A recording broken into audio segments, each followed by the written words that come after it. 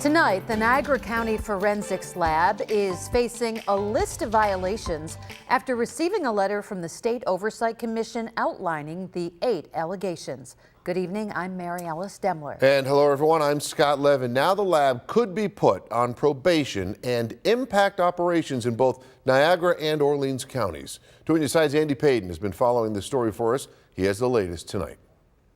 Tonight, Niagara County's forensic laboratory under the microscope, facing a series of violations and potential loss of accreditation by the State Oversight Commission. I did not really have an anticipation that this was coming. In a notice Monday, the State Oversight Commission outlining 8 allegations and violations, stating that the lab misrepresented information, fabricated training documents, and performed tasks without the proper authorization, among others. The letter also reveals the violation stems from an anonymous tip in the state's own observation, but not disclosing any details of specific incidents. It's very hard to formulate a response to something when, it's been given 8 vague alleged violations without any factual basis behind them. While the violation notice indicates the Commission's intent to seek a probationary period, tonight the county's forensic laboratory, which provides forensic analysis for the Niagara County District Attorney and all law enforcement agencies in Niagara and Orleans counties, still remains fully functional and operational. Next month, both sides will appear at a hearing in Albany on April 20th and will have an opportunity to address the violations. It's kind of going to be difficult to really defend against that if the state says we observed you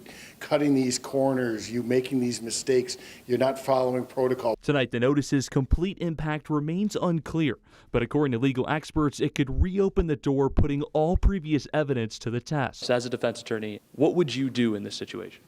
I immediately open up all my existing files and any previous files and see whether that information or whether the evidence was processed by this lab, and then determine how I can either challenge current cases or reopen older cases based upon this investigation. Now, the lab has 5 days to put together a response to the state, which we are told they are in the process of doing now, and hope they will receive more information leading up to their April hearing. Reporting in the studio, Andy Payton, Channel 2 News.